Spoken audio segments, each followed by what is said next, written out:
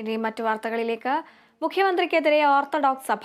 പുത്തൻകുരിശിൽ പാത്രിയാർക്ക ദിനത്തിൽ മുഖ്യമന്ത്രി നടത്തിയ പ്രസംഗം നിയമവിരുദ്ധമാണെന്ന സഭാ നേതൃത്വം വാർത്താസമ്മേളനത്തിൽ കുറ്റപ്പെടുത്തി. പാത്രിയാർക്കീസിന്റെ കേരള സന്ദർശനത്തെ സഭ എതിർത്തിട്ടില്ലെന്നും എന്നാൽ ചില പ്രോട്ടോകോൾ ലംഘനങ്ങൾ ഉണ്ടെന്നും സഭ ചൂണ്ടിക്കാട്ടി.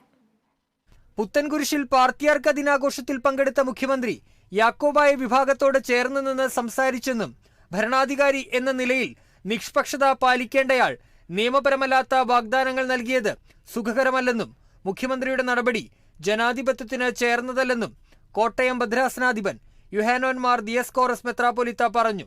ബഹുമാനപ്പെട്ട കേരള മുഖ്യമന്ത്രി അദ്ദേഹം കേരളത്തിന്റെ മുഖ്യമന്ത്രിയാണ് എന്നാണ് ഞങ്ങളുടെ വിചാരം.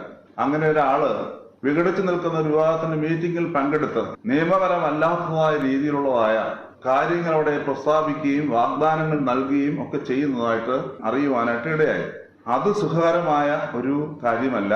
ബഹുമാനപ്പെട്ട സുപ്രീം കോടതിയിൽ നിന്നും ആത്യന്തികമായ ഒരു വിധി വന്നിട്ടും വീണ്ടും അതിനകത്ത് കുഴപ്പമുണ്ട് എന്ന് കേരളത്തിന്റെ മുഖ്യമന്ത്രി തന്നെ പബ്ലിക്കായിട്ട് വിളിച്ചു പറയുക എന്ന് പറഞ്ഞാൽ അത് നീതിന്യായ വ്യവസ്ഥയോടുള്ള വളരെ ശക്തമായ ഒരു വെല്ലുവിളിയായിട്ടാണ് ഞങ്ങൾ കാണുന്നത്. നിയമനിർമ്മാണം വേണമെന്ന് അന്ത്യോക്യ പാത്രിയാർക്കീസ് പുത്തൻകുരിശിൽ ആവശ്യപ്പെട്ടത് സുപ്രീം കോടതി വിധിയോടുള്ള വെല്ലുവിളിയാണ്.